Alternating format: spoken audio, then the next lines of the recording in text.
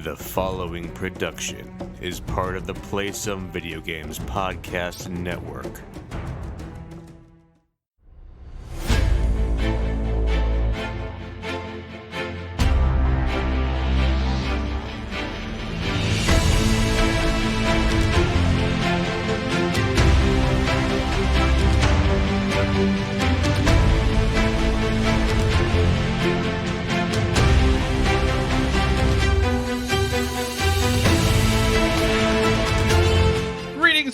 And welcome to Board with Video Games, the gaming podcast that strives for the right balance of coverage for games you play on your table and on your television.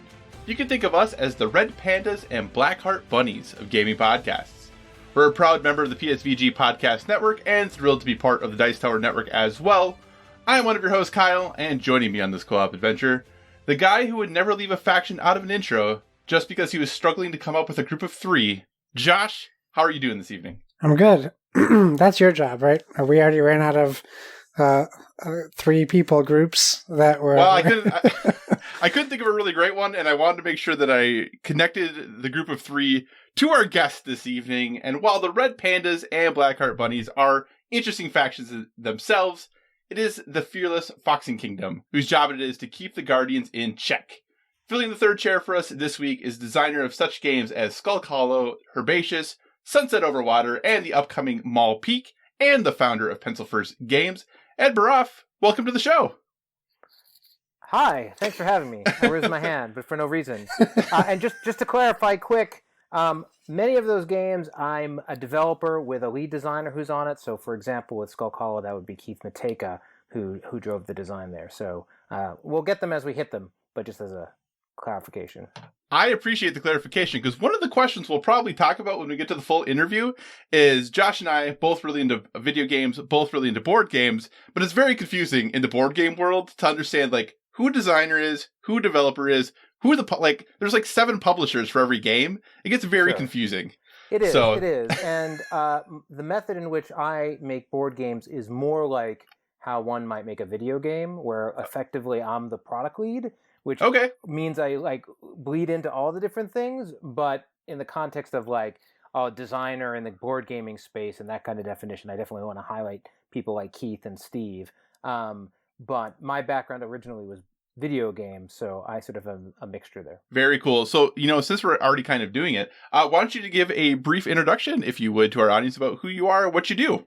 Sure. I've had the good fortune in life to have spent my entire career either making video games or working on emergent technologies. But about 5 years ago, I started Pencil First Games, which is a board game. I did have 2 digital releases, but now is predominantly a board game making studio, I guess you'd call it. And in addition to Pencil First Games, I've also have a Gaming with Edo YouTube channel where I do a bunch of game reviews as well as sort of industry League of Game Maker type content. Very, very cool. Well, we're going to do a little bit of housekeeping and talk about some of the stuff we're going to be playing, and then we're going to do a nice deep dive into all the things Ed has done, because he has done a lot of things. So as always, thanks so much for joining us this week, everyone. As always, if you have any feedback, questions, suggested topics, hit us up at Board with VG on Twitter, or check out all the things posted over on the Instagram, also Board with VG. We are a proud part of Play Some Video Games, and PSVG is on Patreon. We are absolutely thrilled with the support you have given us there thus far, and if you'd like to monetarily support what we do, you can find us there at patreon.com/PSVG. But the most important thing is just that you listen and maybe share our show with someone else who you think would enjoy it. We're also a member of the Dice Tower Podcast Network, so if you enjoy our conversations about board games and would like to dive deeper into that world, we encourage you to check out the Dice Tower Podcast as well as all of the other members of the network. No matter what type of board games you enjoy, there's a podcast on the network that's right for you. So enough of the housekeeping. Ed, as our guest, we're going to go ahead and talk about some games we've been playing. We'd love for you to kick it off. What have been some of the games you've been playing on your tabletop? It's funny. I was actually prepared. I figured you'd ask a question like this, and downstairs where I normally sit, if you see my content with my board games behind me, I have a stack of them. And, because of the whole everyone's at home stuck inside always thing that's going on, I came up to my bedroom because, we just have a downstairs, open room between kitchen and dining room. So give me a second. So I've been catching up on a bunch of review content that I hadn't gotten to. So it's been a combination of Kickstarter. So let me just give me a second because let me just visualize it in my head. Okay, so one game was Ramen Fury, which is like a fast-paced set collection game like Sushi Go. You get a target. I got as a gift, and I just did a review of that.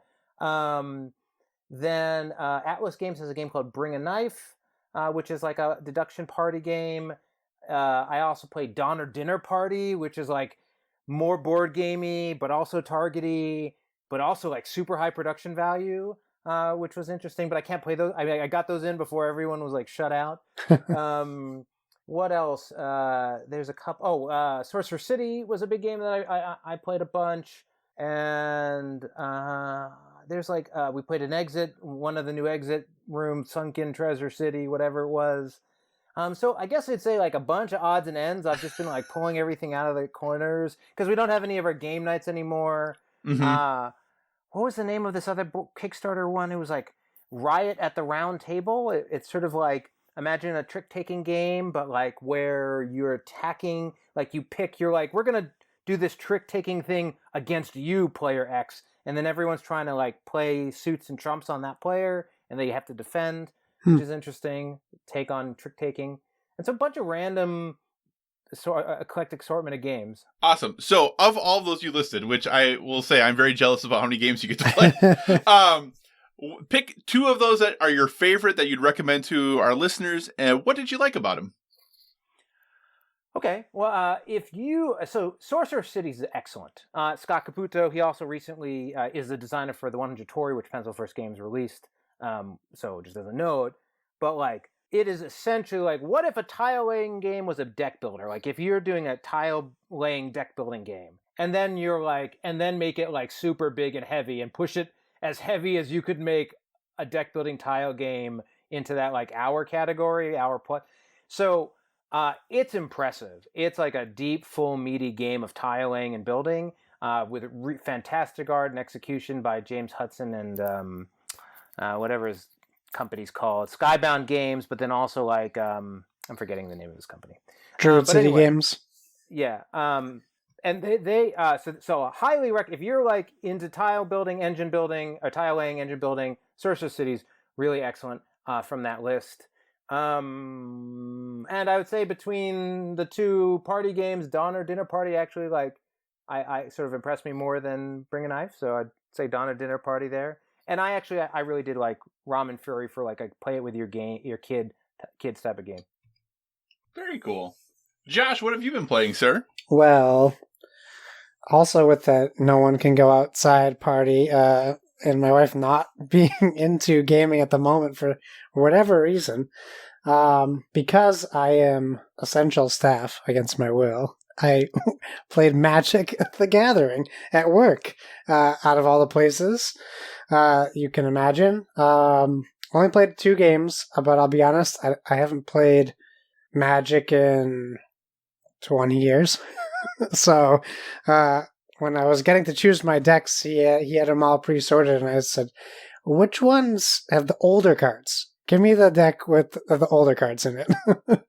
Because I have no clue what the past 25 expansions even entail. And I still ended up with a Planeswalker, which I had played pre-Planeswalker, so that's all new to me.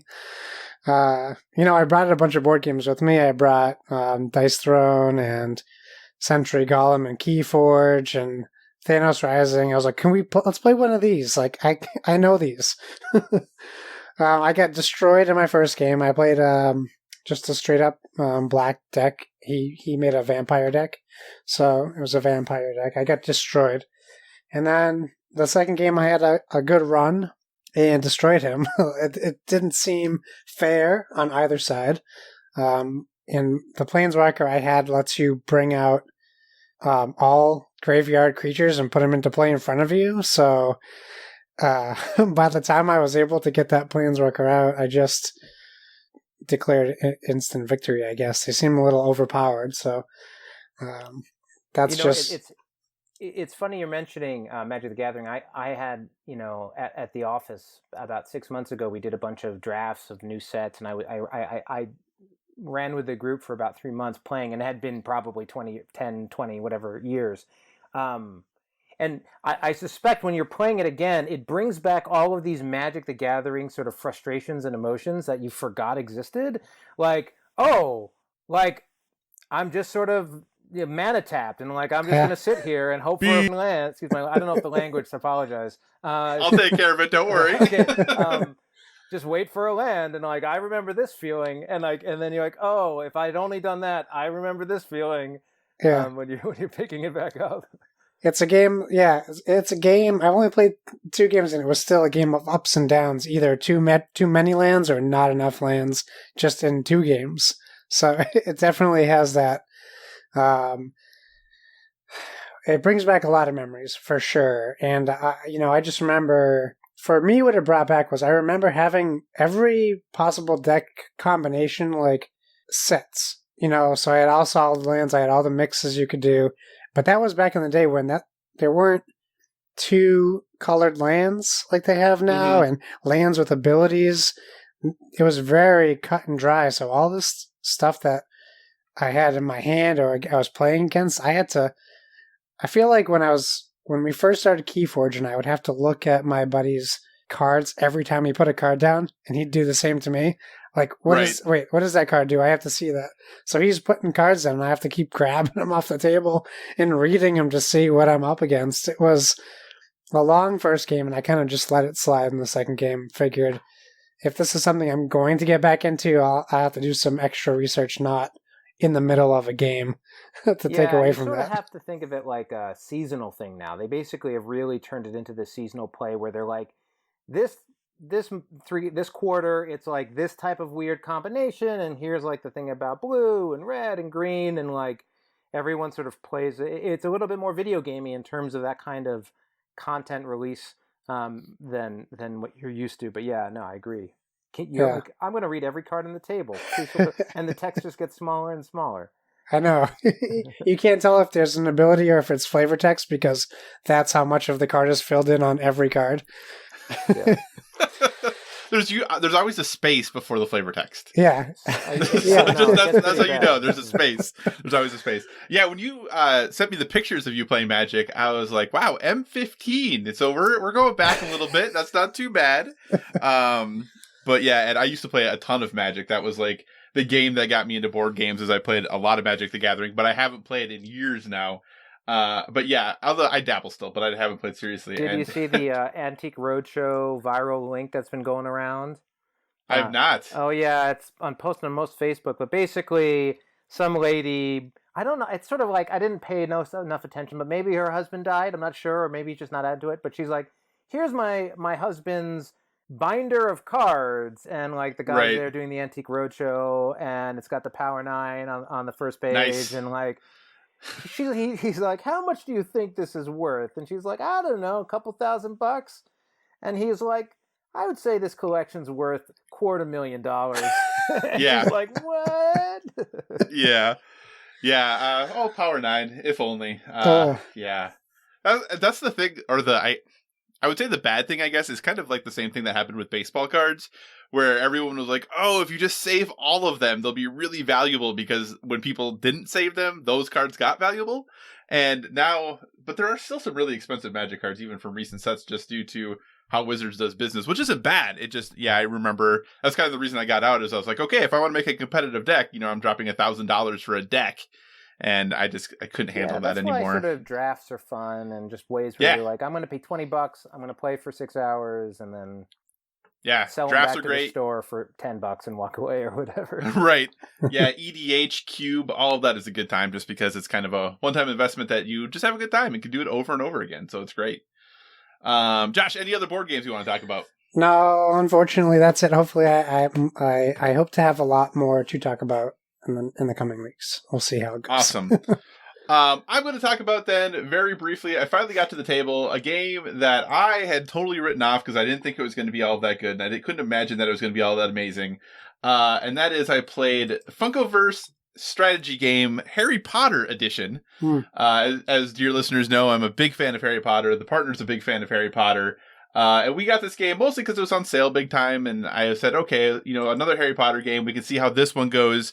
Some of them have been hits, some of them have been misses, but we'll give this one a shot. And I will say, I was very surprised by this game because it was not at all what I expected it to be. If you're not familiar, the game comes with, either 4 or 2 Funko Pops that are miniature Funko Pops. Depending on which set you get, you can play both the 4-person or the 4-player and the 2 Funko set independently or together. You can mix them if you want to.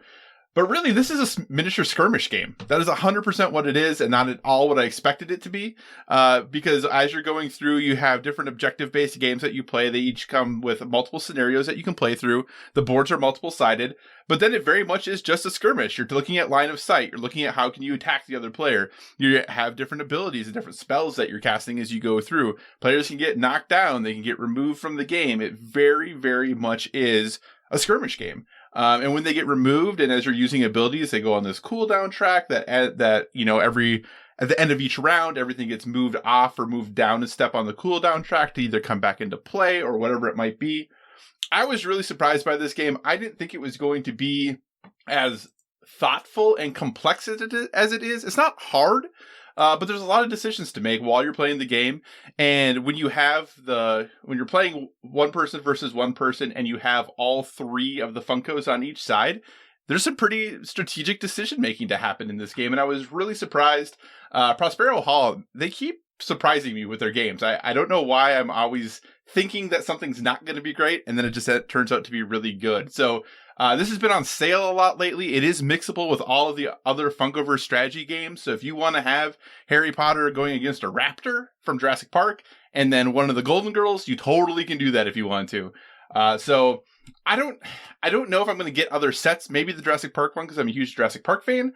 But I was really impressed. I did not think I was going to like the Funkoverse strategy game as much as I did. But I enjoyed it. And the partner, who's usually not into this style of game, liked it as well. Ed, have you played any of these? Yeah, can I offer a counter opinion on that one? You totally can! So it just so happens that one of the games I would have remembered had I looked at the stack on the table downstairs was in fact the Harry Potter Funkoverse game. And so everything you said is true. What I would say is I felt like it was a total miss in terms of complexity to market desire. I had the same, played with my wife, and she plays games too, but we started playing it, and I'm reading through the rules, and I'm like, oh, this is like a full-fledged skirmish game, not even a little. Right. Full-fledged, multiple mechanics, head-to-head, competitive, but not in any way that's anything but line of sight and moving around and spell and so we played it, and it worked. I mean, it's sort of gloriously too complex in my opinion. Not too complex, I can see that, to the marketplace, but it was just, it wasn't I could see it being fun if you were we're gonna grind this out and have a really head-to-head skirmish, and I could see oh, they've clearly thought really well and hard about how to make skirmish games better. But it was sort of I don't know, 20% too serious and probably wanted to be 20% more lightweight and fun for me. And so it's one of those things where it's not a criticism, but if I was to pick it up and be oh, I'm going to buy this for somebody who's into Funko Pops or these IPs, it comes with a little warning. It's to the right of Villainous. Villainous is walking complex, but they do all these things to try to simplify it and try to give you your deck and your rules. And it's so thematically on that it sort of overcomes it, but it's still walking in that direction. And I felt this one was just on the other side of that further. So again, the way they do ability cooldowns where you use an ability and rather than a cost, it's on the track that the one you just, that's I always, since I'm not a huge played every skirmish game ever, sometimes I'll be I've never seen that before. And then somebody will be dude, that's in 17 other games. But when I played it, I thought it was super fresh, and I'm I'm going to use this somewhere. But to dive in and then play the ones with all the different working on the different conditions and having your own little other units, it's it's real. It's a real chunky game, and so I just felt as a game it was excellent. As a product, it missed what I was expecting given the packaging and the audience. But no criticism to the design. It just didn't land for us. I would agree with everything you said 100%. I think that is absolutely true. And I think that's probably why I came away pleasantly surprised by my play experience, is I thought it was going to be much more simplistic than it ended up being. So for me, my expectations were exceeded as a gamer. Right. But I would agree, like if you walk into Target and see this, or you walk into Barnes and Noble and see this on the shelf, I think what the packaging, like you said, what it looks like is not the experience you have while playing it. Definitely true. So. Well, I got a great test person that lives with me that we also bought this at Target on clearance. So, I'll probably land somewhere in between the both of you when she plays it. If we can get a whole game played, it will be good. Yeah, because I mean, there was a lot of questions like with the partner of like, okay, is this technically line of sight? Can I move here? Can I go center to center here? Okay, now you're off by 1 square. So now does that mean, oh, I do have line of sight here, but I still can't move there? There was a lot more of that than I anticipated for sure. And little things like, is my turn really standing up? Yep. Your turn is standing up. It's standing up. Yes, exactly. That is both your actions. Congratulations. You are now standing up. And I will say the game did get pretty out of hand pretty quickly. The beginning of the game was very even.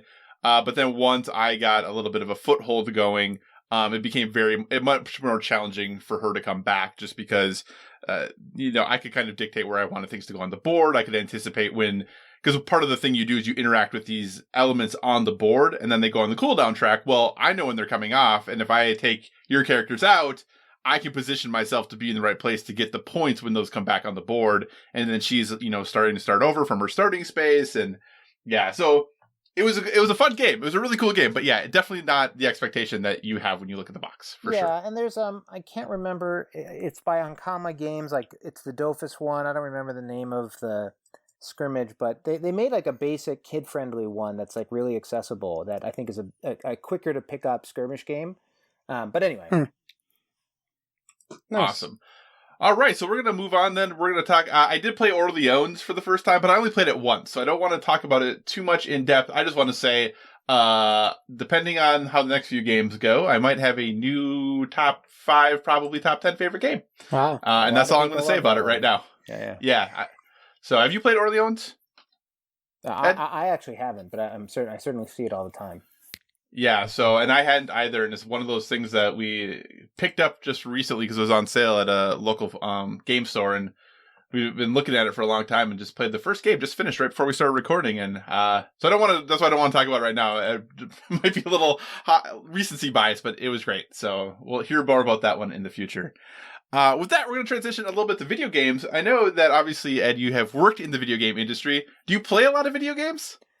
Do I play a lot of video games? I mean, yes and no. Certainly not as many as I used to. And I would say most of my time is consumed more with mobile games, since that's what I do professionally. So I try to have a pretty good grasp of what that market's looking like. And unfortunately, a lot of it's like, okay, I'm going to play this game for 2 hours, and I'm going to play this game for 2 hours, and I'm going to play this game for 2 hours. The sort of game that's taken over the house, in the last 3 days has been Animal Crossing on all devices all the time. So a whole lot of Animal Crossing. I play a lot on the Switch. I'm trying to think. The last console game I think I played was Darksiders 3 on Xbox, which would have been 6 months ago, 9 months ago. I thought it was thoroughly too hard. After playing the other two, which were it was as much about just enjoying the content as it was playing, I just got uppercut in the face 7 times, right out the gate, and I was just I just want to play.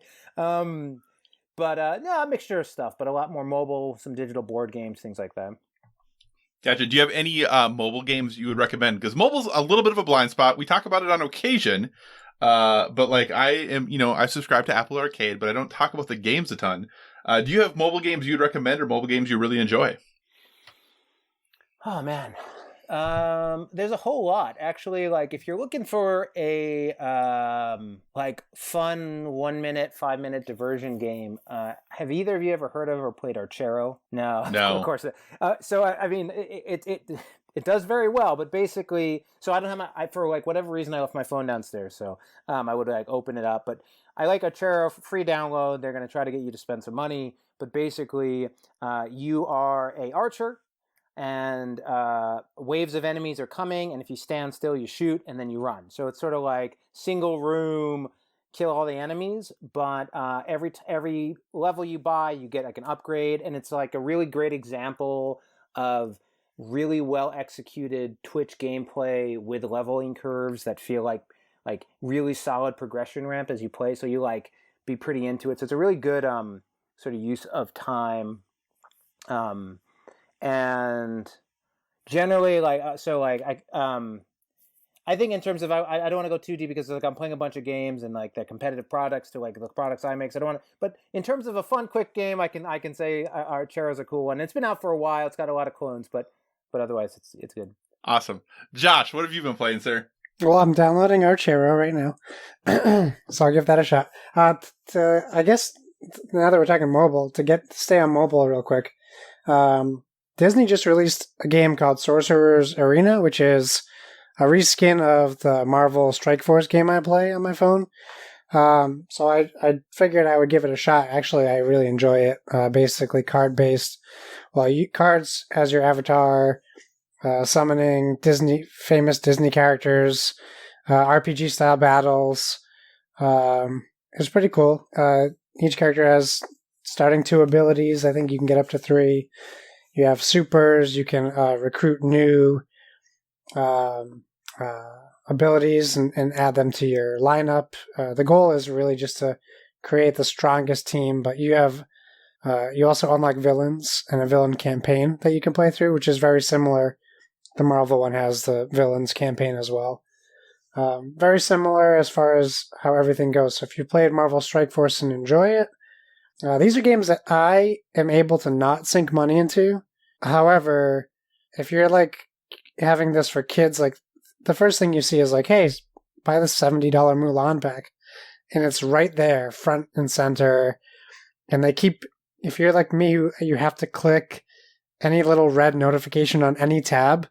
They keep popping those things up. New bundle to buy, new bundle. So I have to keep clicking it just to, satisfy my OCD. Got those yeah. Notifications they want my and money. Badges. They want that money back. Well, you got to play it for free, right? Yes. Mortal Kombat 11. I don't remember if we talked about this, Kyle, but they have since released Spawn. So someone who I've been waiting for 6 years now, since they started rumoring him to be in a Mortal Kombat game. Next is Ash. That's the next big rumor that we'll finally get Bruce Campbell.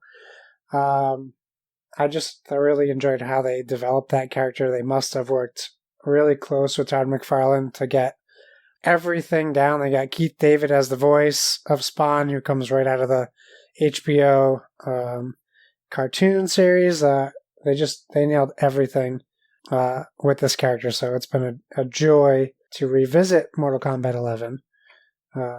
It's been pretty fun. Our house is not immune to the Animal Crossing pandemic. We have it here as well. I got it because my wife wanted to play, so we each got a copy. And this is my first Animal Crossing experience, at least on a console. I did try Pocket Camp way back when. Yeah, I'm addicted to it already. I couldn't tell you why the game is good. I don't even know. It's minutia. It's the world's cute and the world minutia. For people who are stuck inside, I mean, at least you can go around like an island around your house. Yeah, you're absolutely right. I couldn't even necessarily tell you if the game is good officially, but I'm enjoying the time I'm spending with it. What I do like about it is that there is something new every day, essentially, when you log in, which is nice. You don't see that in video games very often. So I am enjoying that, and my wife said she wanted to play together, but I'm also enjoying beating her in progress. So I'll show her my Switch while she's like 3 days behind me. Look what you're gonna get. She's like, oh, I got a bridge. I'm like, I got a bridge like a week ago, honey.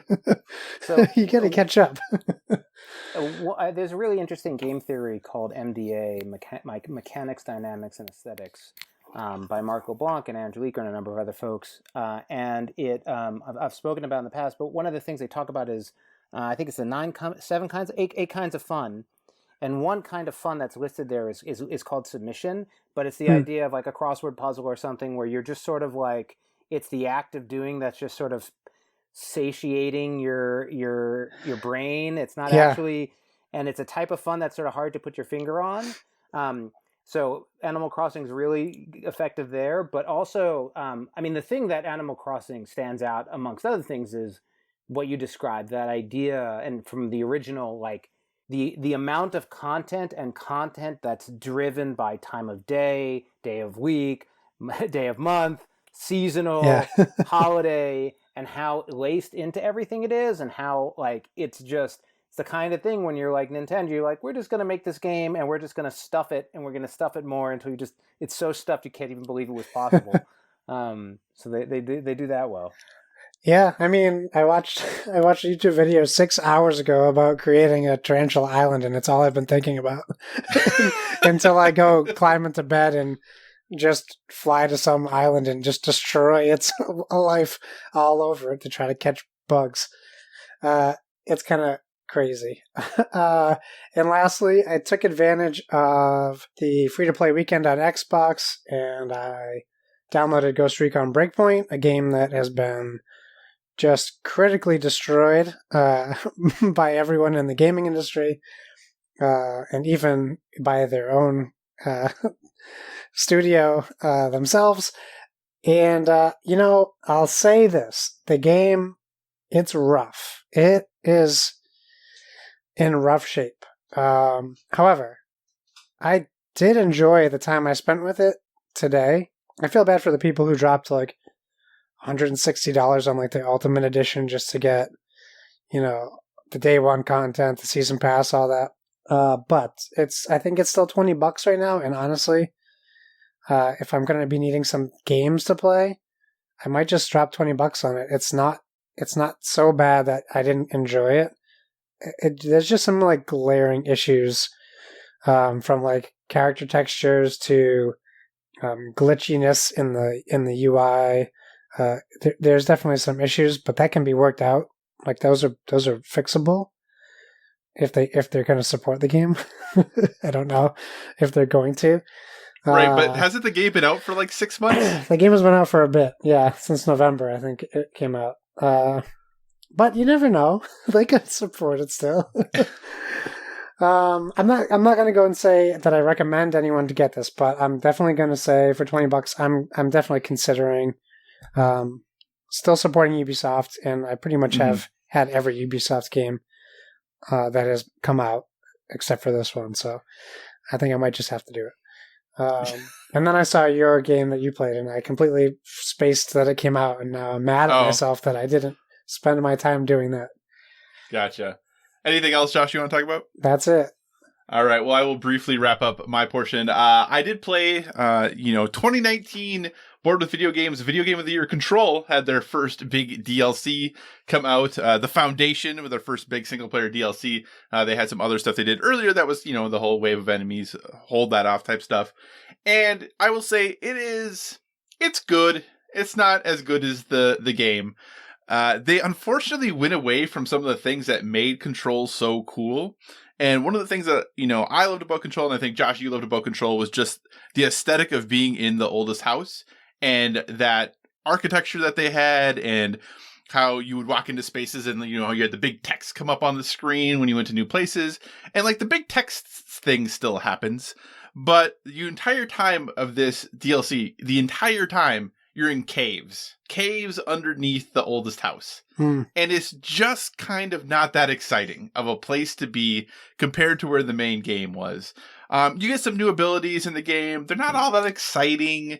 There's no changes really to your service weapon at all. That's all pretty much the same. I enjoyed it. I still had fun. The combat in there is still great. There's some cool things that happen, but just in the sense of, is this an exact return to form of what Control was? No, it's not. But it's still good. I had fun playing it. I finished it. It's about 5 hours of content, I would say, for all of the missions and stuff. And there's more stuff you could do after that. They do have one side mission in there that I won't talk about too much, but they definitely try to recreate and recapture the essence of the ashtray maze, but in a different way. And it's good, but definitely doesn't quite get to that level. Okay. So I think worth playing for sure. If you have Control and are looking for more Control, definitely worth a play. Just don't expect it, I don't think, to be quite as good as your experience with the base game. from my time with it. And like I said, I finished everything. I could go back and try to clean up trophies since I do have the platinum, but I don't know that I'm going to. It's just kind of annoying now because my trophy percentage sits at 90% now. Even though I have the platinum, but that's fine. I'll get over it. So that's the big thing I've been playing, in addition to other stuff that I've just, that's the usual things. But I also do want to very briefly talk about, since we were talking about some mobile games, I've been playing Round Guard on Apple Arcade. This is actually, I think, on at least Switch and PlayStation, maybe Xbox as well. Round Guard, easiest way to explain it, if you took Peggle and kind of crossed it with a roguelite dungeon crawler. And that's what it is. So like while you are peggling or between modes? While you're peggling. Thank you for asking that question. Yes. So you launch your little person, and you have 3 different classes you could choose from, and they have special abilities, and you can get different weapons for them and different armor for them. And while you are peggling them, there are enemies on the map that you're trying to hit while you peggle, and you can like use your special abilities to sometimes be able to go through multiple of them, be able to, redirect yourself mid peggle while you're falling. So there's some cool things there, and they do some interesting things with your health pool. You have mana for your special abilities. And then after you finish the level, you have, 2 or 3 different little buckets at the bottom that you can go into, and those will take you different directions on a map to get all the way to the end to try to defeat the boss. And then whenever you die, it's like, hey, here's how much gold you made. So this is kind of what your ranking is based on the amount of gold. Do you want to do another run? And you just do it all over again. So it's really fun. I've had a lot of good time with it. I did enjoy Peggle. And I think this is kind of a nice little spin on that formula and really increases the replayability of it quite a bit. The 3 different characters. Round Guard.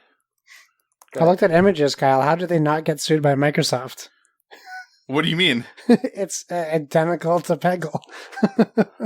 Well, EA. Peggle's EA, isn't it? Oh, is it EA? I thought it was Microsoft. Yeah, Peggle's EA. But either way, I mean, you can't trademark gameplay, right?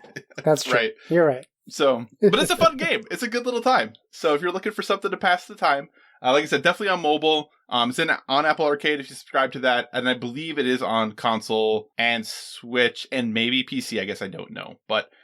It's a good time. I'm having fun with it. It's definitely something I'm doing kind of at the end of the night to kind of wind things down. So I recommend it. It's fun. All right. So with that, that's all the games we've been talking about, taken care of, or all the games we've been playing, taken care of.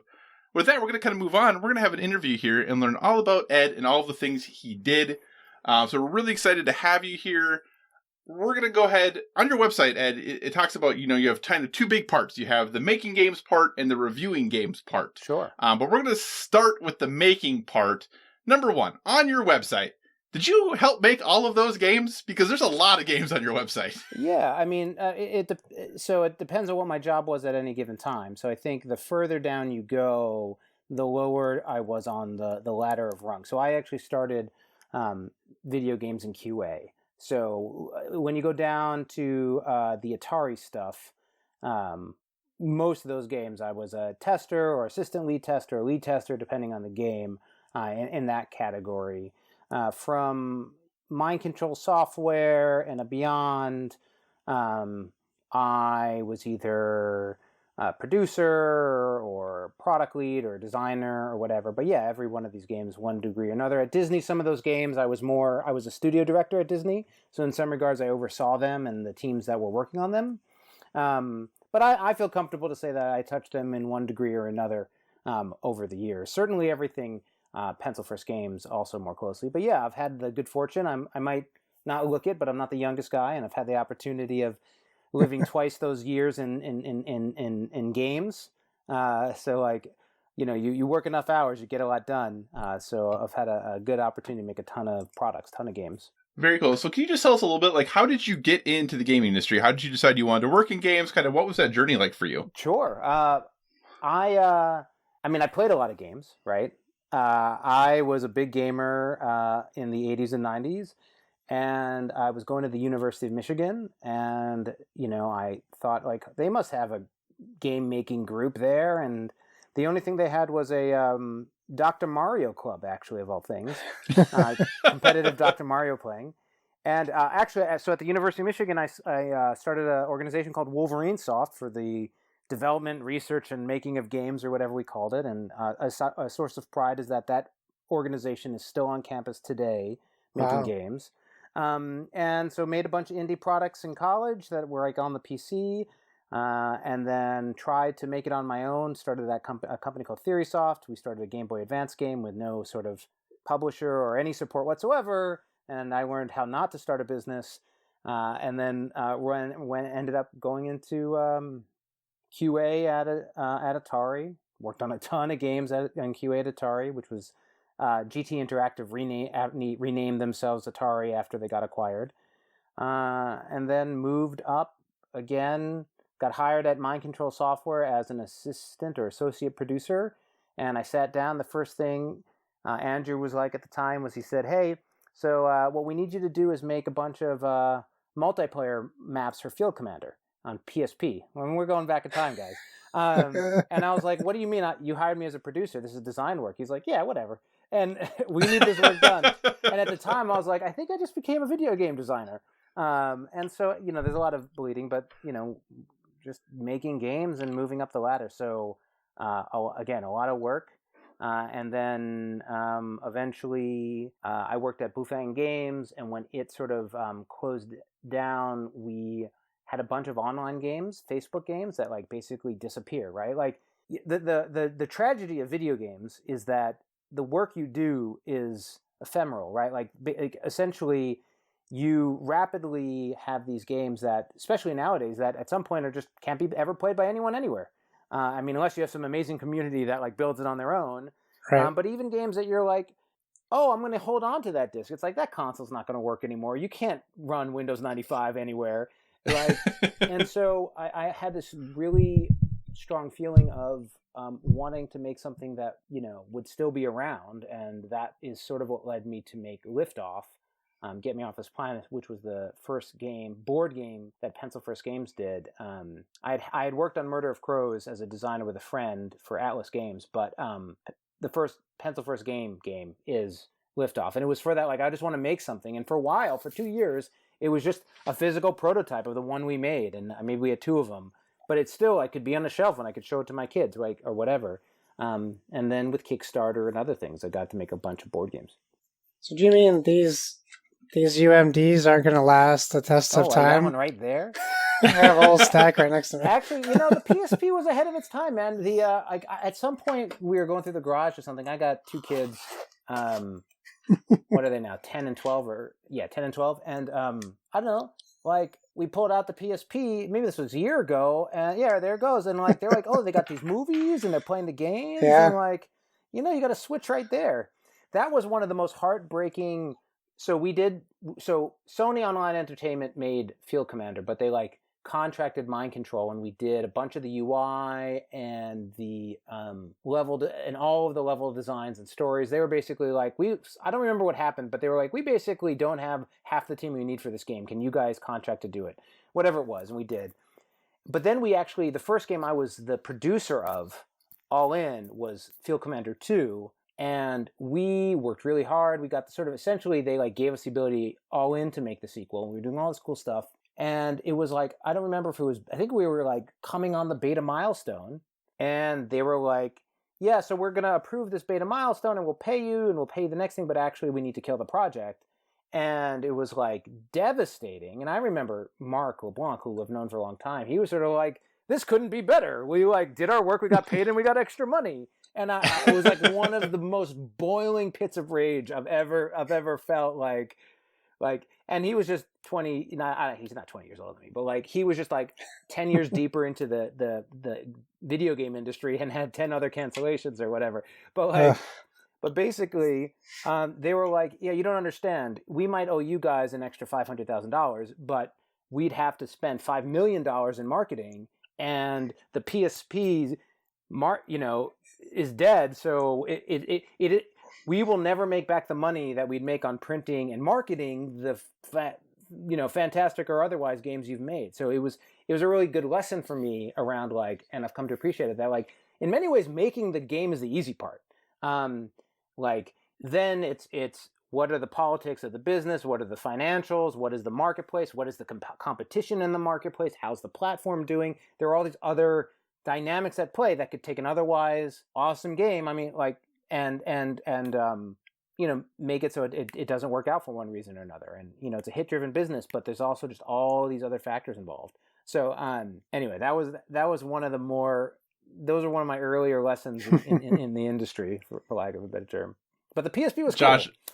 Yeah, Josh, I just need to know really quick, is your battery pack exploded or no? Yeah, actually, I had to get a new one. I opened it up and it was like, like twice the thickness. I was like, oh no, this is not going to turn on. No, yeah, both my PSPs. Man.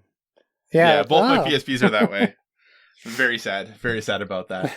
So obviously working in video games this whole time, were you playing board games though while you were working in video games, or where did the passion and desire outside of just I want to make a physical thing that's still going to be here, where did the turn or the passion for board games come from? It's actually a good question. So as a kid, I loved board games, but we're talking like Scrabble, Monopoly, Risk, those types of games. Mm-hmm. And even up into college, it was still like we'd be playing Risk or in Magic, right? That was like very mass market board games plus Magic. And then it was actually Mind Control Software where we were there and they were like, hey, you want to play this game? And that's when I started playing games like Catan, Small World, which is just like a better version of Risk, and a number of other those titles, which really opened up my eyes to like board gaming as a whole.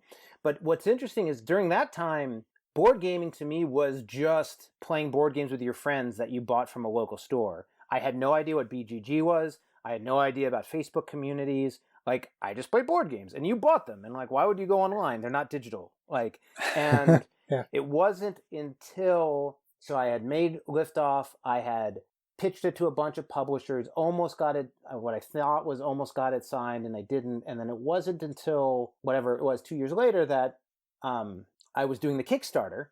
And as I got into the Kickstarter space, everyone's like, well, if you're going to run a Kickstarter, you got to, like, read this stuff by Jamie Stegmaier, and you got to, like, get into the scene and check out all these BGGs and how you're going to find the people to back it. And that was like a crash course into like modern online social board, that this whole other, what's BGG? And like, who uses this site that looks like it was made 10 years ago, 20 years ago? Like what? It's better now. But like, this is like a nerd forum, right? Like, but then you get into it and you understand it and you engage with it. But like, it really, I didn't enter that scene really until 2015 or whatever, whenever Pencil First Games in the Kickstarter. I think it's 2015. Yeah. So that was super interesting. Very cool. But I love games, right? Like I love making games and playing games. Like I'm very gamer.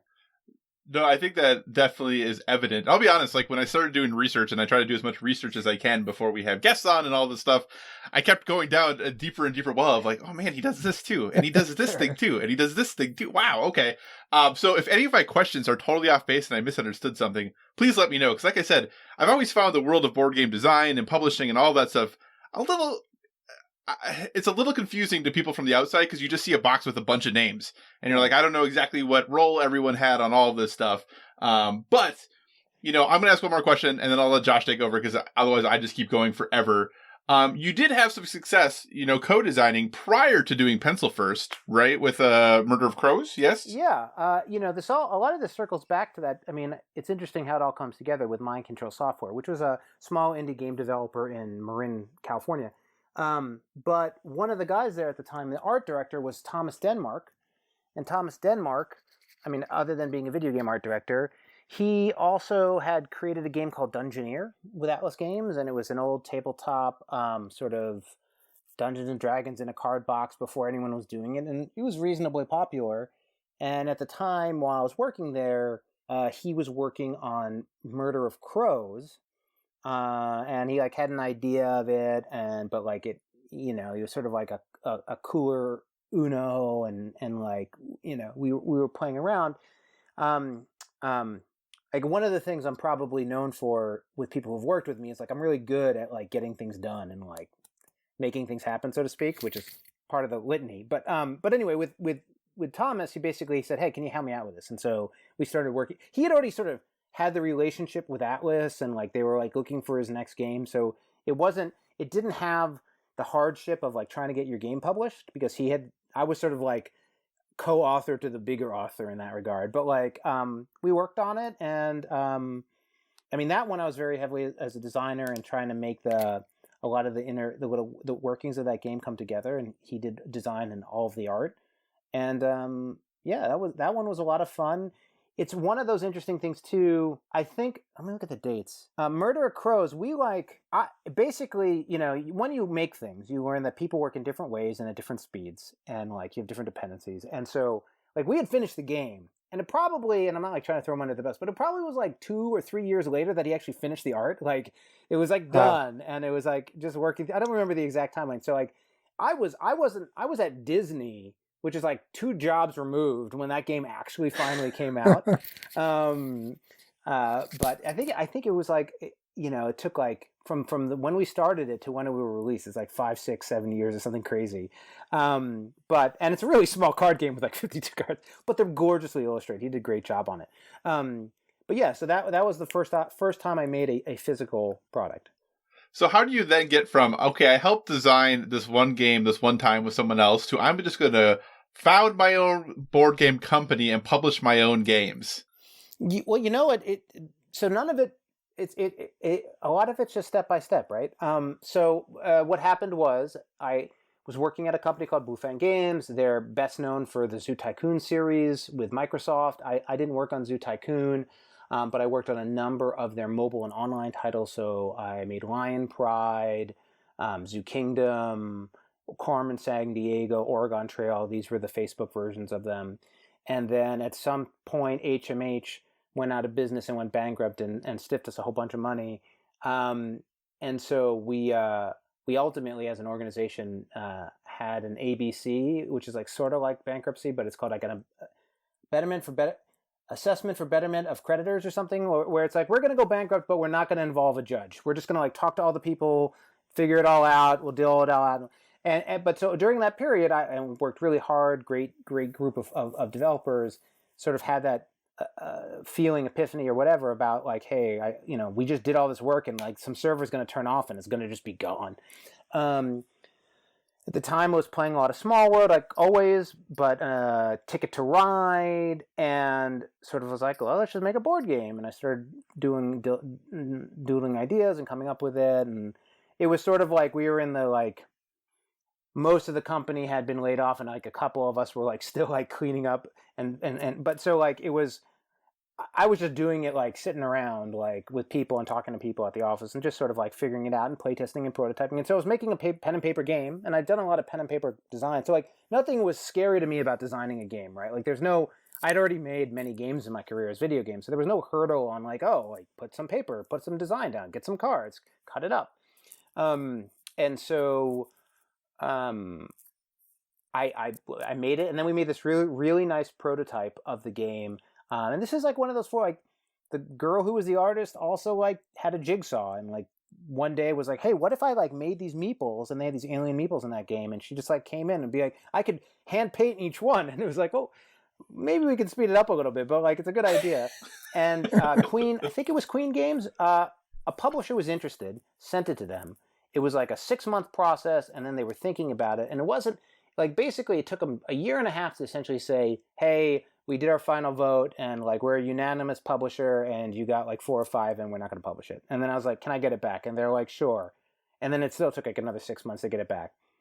And so I finally got it back. And at that time, I didn't start Pencil First Games at that time. I just I think I had done Disney, and I guess Disney was coming to Disney goes through these phases, and they were like, first they want to do internal development, and then external, and then internal and external, and they were like going through a series of layoffs. So I had this another work gap between when I, like, in the video game industries, it's just lots of companies contracting and growing and contracting and growing. So a lot of people in the game industry have had lots of stints. So like between stints, I was sitting on my hands, for lack of a better term, right? Figured looking for a job and doing something. And we had like game nights, and we were playing board games and stuff. And I don't know if it was Emily or my wife, I don't remember, but somebody was like, you should why don't you bring Liftoff with you? We can play it at the game night. And I was like, all right, I'm not really like, let's play my game. And I brought it, and Aldo, who worked at Impression, I don't know. I mean, you guys may or may not be on the. So Impressions is a consolidator that does a lot of indie publishing. They were acquired by Flat River. They are like PhD and Impressions are like the two of them. And Aldo was like local and in one of those game groups, and he's like, "Why aren't you putting this on Kickstarter?" And I'm like, "Kickstarter?" He's like, "Yeah, there's a site. They get a bunch of board games doing it, blah blah blah blah blah." And I was like, "All right, like sure." And then like deep diving into that. Anyway, game funds. You have to make a company to have the game, so I had to start the company to have the game, and then you make one game and you make another game, and I mean it has been 5 years, so but yeah, I mean that's sort of that story. I don't. This is sort of a long podcast, but hopefully it's interesting to people who are listening still. I hope so. No, I think so. I think it's interesting to me, and we do this podcast for us. So, well, so you kind of hinted at it while you were talking about it, but can you just kind of give us? You don't have to go crazy deep, but like when you're sitting down to design a game, I know you talked about like playing other games and think that's maybe you're brainstorming then, but what's your design process as it happens? You know, it's a good question, and I think that for me at least, the design process really stems from inspiration. And for me, I'm inspired by art, or I'm inspired by the opportunity to work with specific people, or I'm inspired by a mechanic or an idea. And so, you know, for Liftoff, it was really a situation where I was inspired by the idea. I knew I was driven to make a game, and then I was inspired by mechanics in other games and thinking through what I would like mechanically. And I really like what I consider dynamic tactics, which is I like a game where there's strategy, but really like what you're going to do on your turn is impacted by previous turns. So every turn you sort of like have to think about it critically in your moment, not just like have your plan laid out and you're like playing independently from each other. Like I like that because it sort of plays to like what I'm good at when I play games. And but so that was really mechanic driven. And then the Siblings Trouble, which was the second game, was a game where I wanted like, I don't know,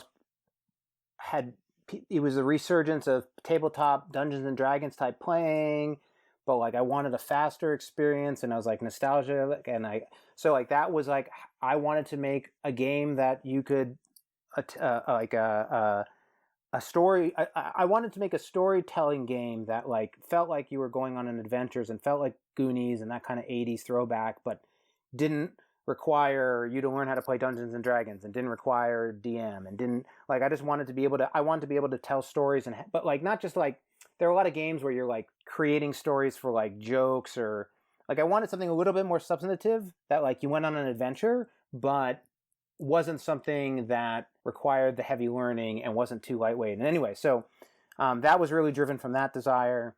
Herbaceous is a great example of a game where Beth Sobel on the internet had posted these herb pictures because she had done an herb retheming or whatever you call it, reskin of Bonanza, which is a really simple game. And I saw the art and I was just like, somebody needs to make some game with that art that's like really pleasurable and lightweight and for like grandmas having tea.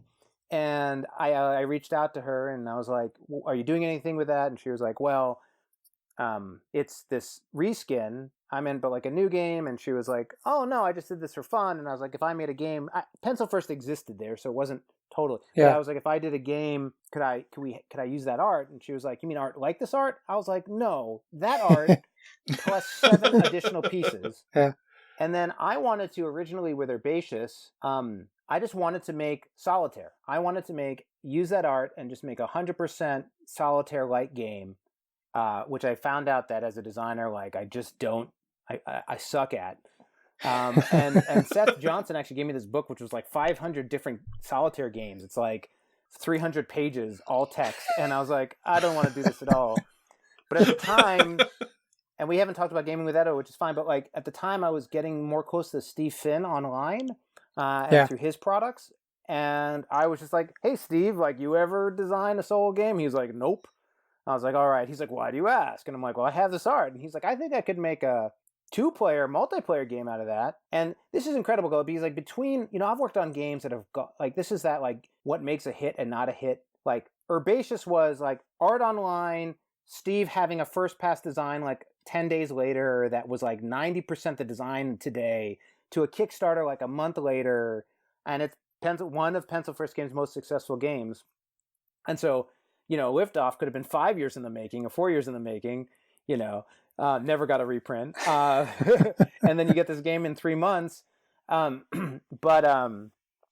then the interesting follow-up story even there was, I was at Gen Con at whatever that first exposure play hall, and was talking to Keith Mateka. I don't remember why, but he was already there.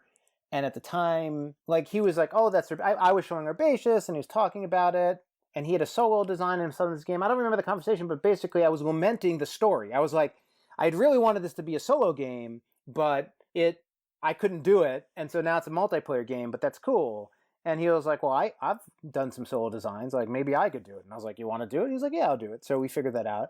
And so Keith then did the solo design on Herbaceous, because Steve was like, I don't want any part of this. And he ended up playing it. But and it was like the solo single player is like is an homage to Biblios, which is Steve's game. Anyway, it's all complicated. But so then it had the single player version in Herbaceous as well. And some I don't know if it's I'd have to look. I don't remember if it's a guy or a girl, but somebody just posted online that they like had officially completed their 1,000th play of Herbaceous solo. Wow. And like, and to me, it's like, holy, like, I haven't even played it 1,000 times.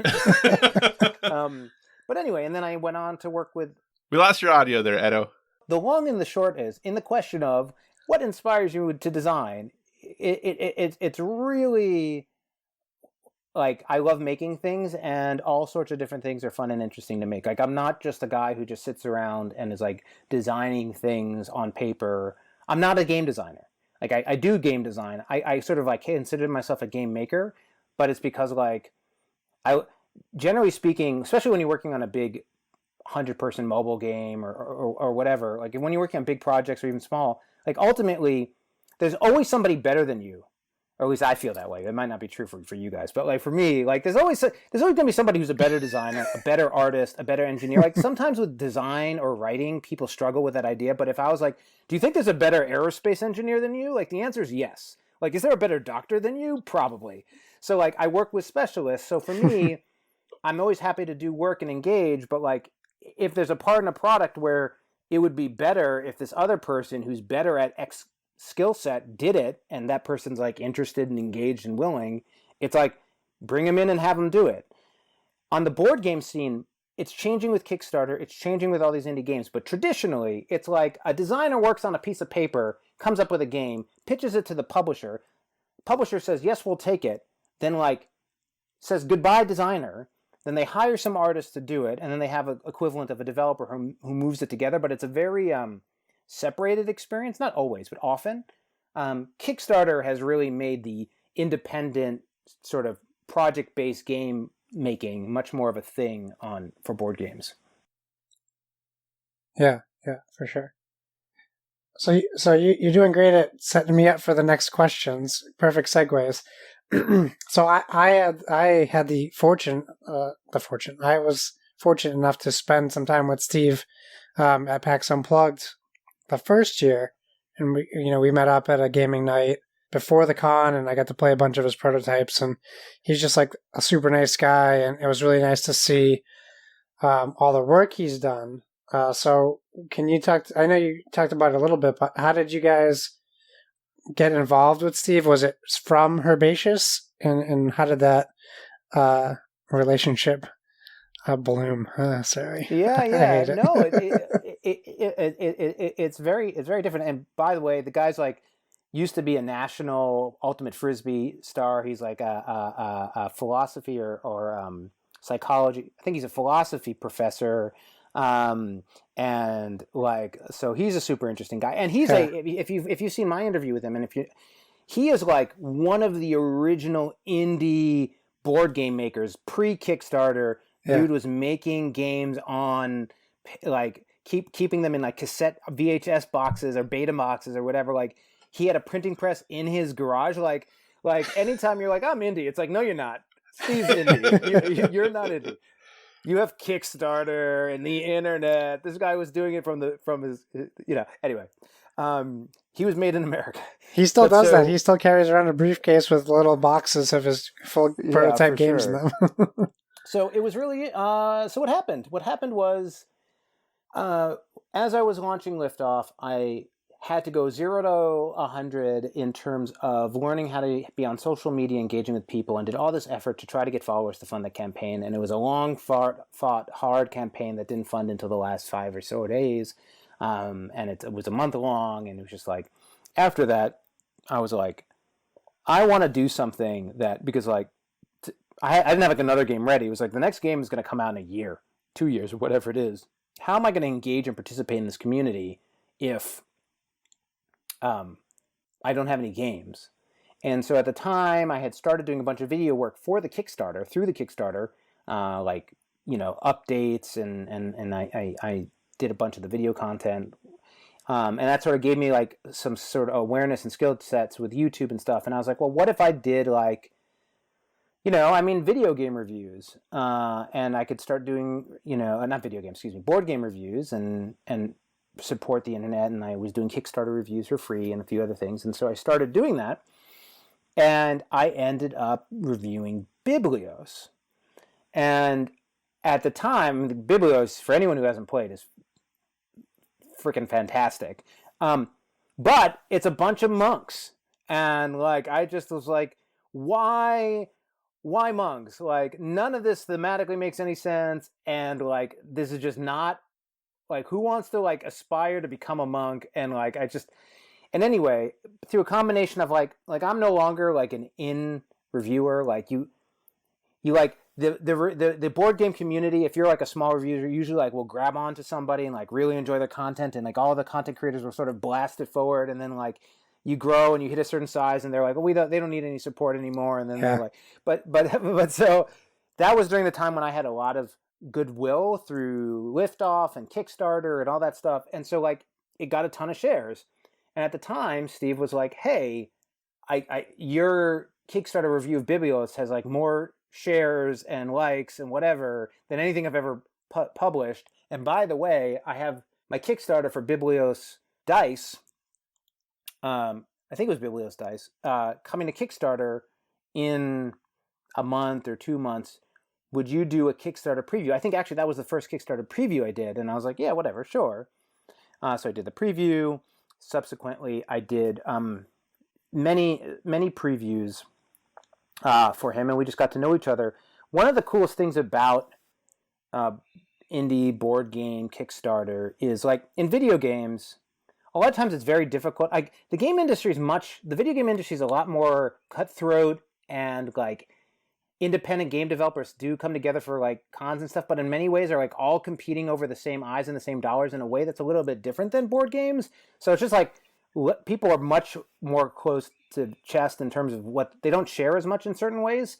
And that's not universally true, right? But like just generally, I felt like there's a little bit warmer welcome in the board game space. But setting that aside, but like what ended up happening is making video games my entire career, there aren't like that many people who are like peers to me in what they do, where like I'm able to have like open and regular conversations with them as peers, like occasionally. But what I found is in the like indie board game Kickstarter creator zone, you have many folks that are like very like have their own company, have run a couple Kickstarters, and so like that's a Keith Matejka's an example of that. Steve Finn's an example of that. Peter Vaughn's an example of that, and then he did with Breaking Games. James Hudson's an example of that. Jamie Stegmaier, though he was always the biggest, is an example of that. Like, and I could name like 5 more. Gavin, like there's a whole bunch of them. And so, what ultimately happens is we would all have lots of conversations. Like, oh, like what are you doing with stretch goals? Are you still doing stretch goals? And what's your $1 pledge? And like James Matthew was also a big cornerstone of all this. And so, it more than just reviewing games and engaging, we just always had connection points around launching and running campaigns and things like that. So I developed a friendship with Steve. And from there, he was on my short list of guys when I was like, who might be able to help with this herbaceous thing? Yeah. And Steve's an incredible designer also because he's like a lot of designers like get 80% of their way and then like they tear their game down to 20% and then get 80. Steve's just sort of like, he'll do it once and then he'll tweak it. And he's very confident and clear in his decisions. And he's just not a wishy-washy designer. Like he has like a very strong sense of like where his designs are. And you don't see that as much, I think, with designers. Nice. So just so we can fit in some questions about your games, I'm going to ask you one more question, and then I know Kyle has a specific question he wants to ask you. But continuing in the perfect segue category, can you talk to us about your YouTube channel, what you do, and why you started your YouTube channel?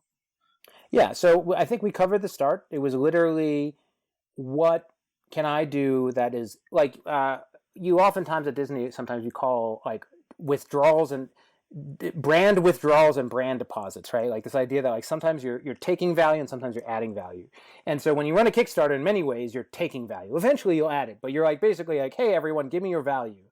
And you can't do that every day. You like want to add, you don't always want to take, right? Or you're that guy. And and so to me, it was like, how can I contribute?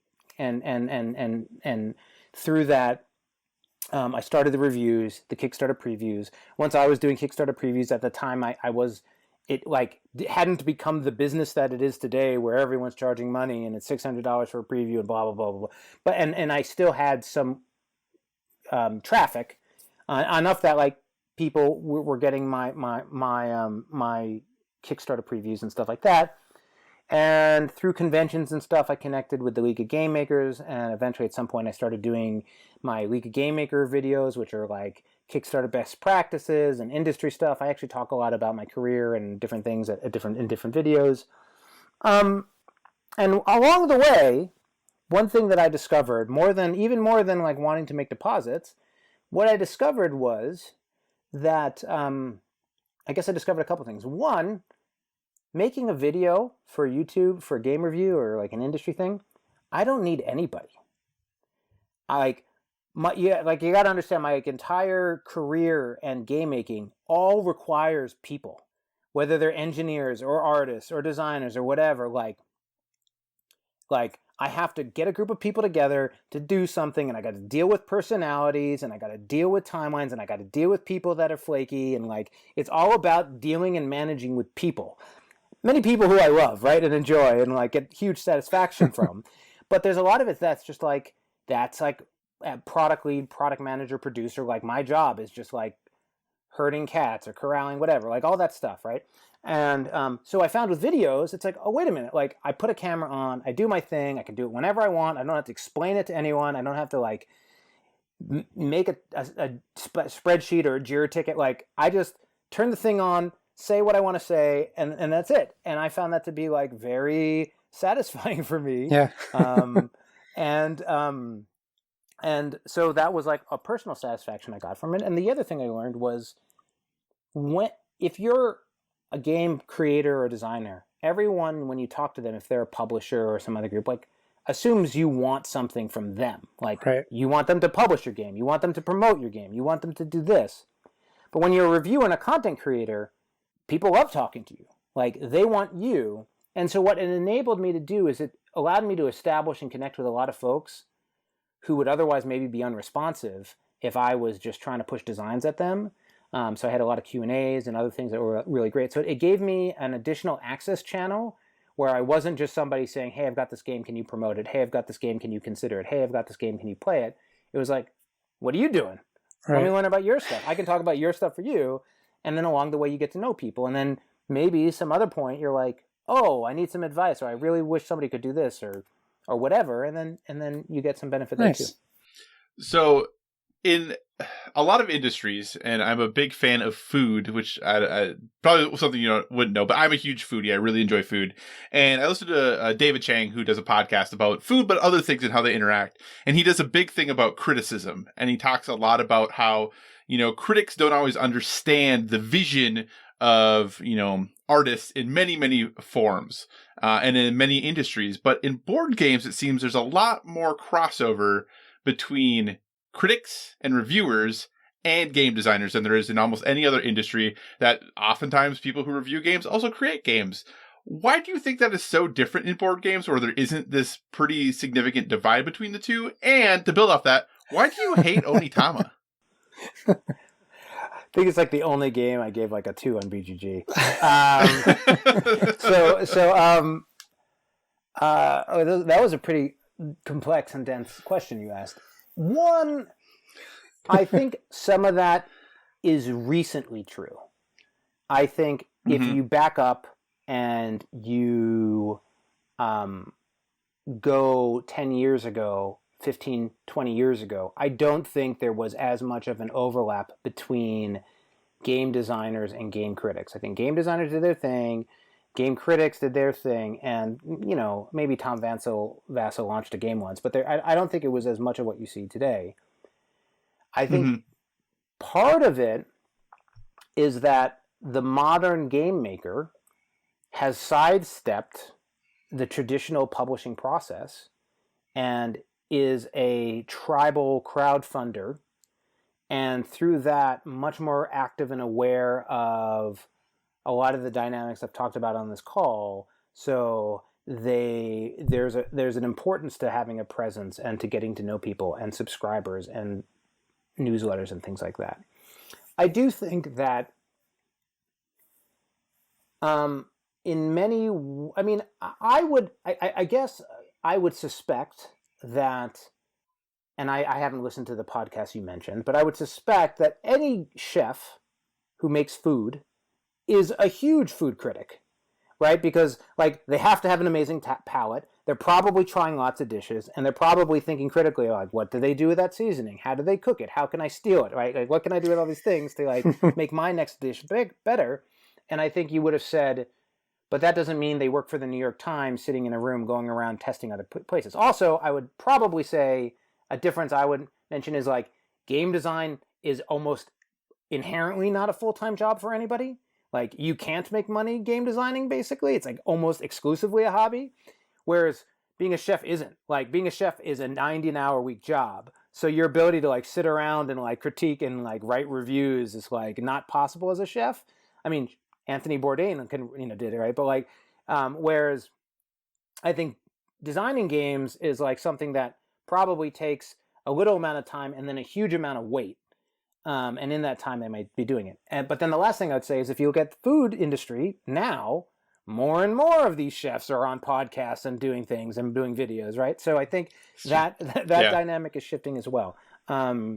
So I think it's inherent. I always emphasize, to make games, you got to play games, right? You should know what is out there, what your competition is, what they're doing, be inspired. And I would probably say the same to people who like food, to eat it. All right, Josh, you want to take over here from here? We're always horrible because we get into these awesome conversations with guests, and then we're like, hey, we really need to talk about your games because that's important. We want you to be able to talk about them. If people enjoy the chat, I'm always happy to. I'm a good talker.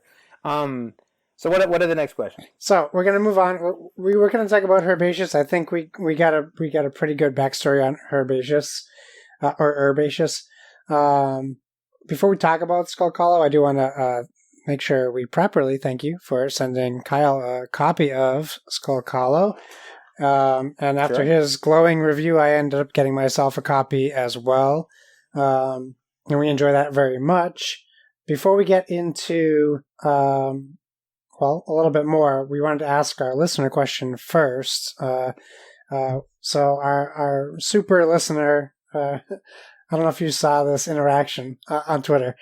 Splig at Dobalicious, he says, I'd like to hear about the Kickstarter journey of Skulk Hollow. Also, Kickstarter is a great way to allow smaller guys to get their games out. Don't tell Simon that. But as someone from a smaller group, do you feel it's unfair when large, established companies launch a guaranteed multi-million project in terms of media hype, funds, etc.? And then we have another ellipses, and it says, I literally just lost my track of thought. Just woke up from surgery. So I'm extremely flattered that one of our listeners' first thought after surgery was, I got a tweet, bored with video games, to get a question in to Ed. Sure. But if you can parse out what I just said to you in that long paragraph. Well, I mean, if you wanted to talk about Skulk Hollow, we could go into it backwards. So to the things that I said previously, like, I've sort of moved past the complaining about market dynamics and being salty about people doing better than you, or like, it's a real thing and a lot of people deal with it. But for me, it's sort of like, why don't we just all be happy for each other's success? Yeah. In terms of, and that's not necessarily a CMON conversation. That's more like a conversation about other small indies that blow up and have monster success and suck the wind out of the group or whatever. But on the CMON side of things, or these big groups, it's like, they're leveraging the platform and taking advantage of the dynamic right now. And, it is what it is. You can look at and say they're drawing a lot of people into the market. At the same time, if you're running against one of those day and day, they're absolutely sucking money out of the market. So, like, I think it's a real thing. I think people are right to have feelings about it. It doesn't really bother me. It's the same. I mean, like, one isn't popping off my head, but I've launched video games where, like, oh, I didn't realize Epic was launching the same game, but with this thing on the same day. Like, oh, that's great. And so, like, I think it's sort of inherent to like, I feel like there are small, like, in that, maybe the second question, they're the people who are legit first-time Kickstarter creators, and they're like, and not even like people who have been making things and like are industry folks that are now doing it on Kickstarter, but like the people who put up games that, like, unfortunately a lot of people in the community make fun of, or like 3 pictures or no reviewers, or like clearly this dude or this kid or this family like made their little thing and they're trying to like put it on Kickstarter, and they have those hopes and dreams, right? And so those people getting salty and upset about it, like, I feel a little bit, like, they're clearly, like, actually still, like, it's literally their dream to make this game, and like, they've never done anything like this. I feel like as you're even small but more established, and you've been around the bush, and you've seen all this stuff, like, I think that it just sort of comes with the territory of being able to crowdfund a game on an internet site and get enough money to make it and publish it and get it to people's hands, which is, like, used to be impossible. But yeah, I mean, like, it's real, but it can be hard for it's absolutely harder and harder to be competitive on Kickstarter.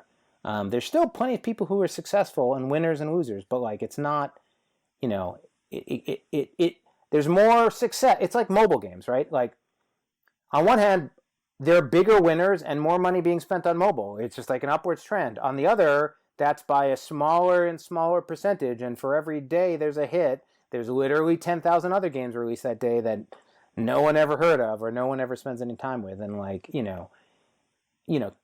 that's just sort of how it goes, and I think you're going to see that on Kickstarter, and you have been seeing it for some time.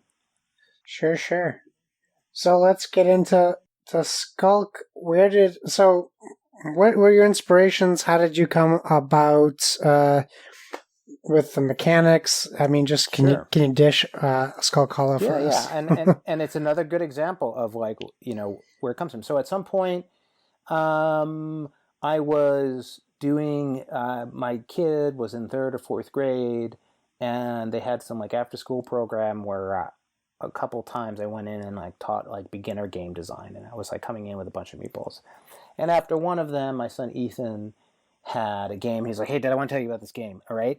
It's like you're playing baseball, but, everyone's playing their own player, so you got to, like, play with 13 players." And I was like, I don't know if you're going to be able to get a game and play with 13 players. And he's like, "Well, what if you were a bunch of little guys fighting a big monster, and it was like 12 players on one, and one was the monster?" And I was like, "Yeah, that's cool, but again, I don't know about this 13-player thing. What if one player controlled the group and the other player controlled the one monster? And it was like many versus one. And he's like, that's totally not my game. And I'm like, I'm not, I'm just saying, like, there might be, and like, we sort of set it aside. But I've always really enjoyed like big versus small. Like, I'm a huge Shadow of the Colossus fan, and like I really like that dynamic. And I like war games, but I'm also much more of a casual, faster play. And I was thinking about it, and I also love Lord of the Rings The Confrontation by Knizia, which is that diamond board. And it was, and he sees me, like a lot of the board game stuff is me on my computer in the evenings or on the weekend because I have a full-time job. And so he'll see me talking to people. And I think he's more inspired about being like a game producer more than a game designer.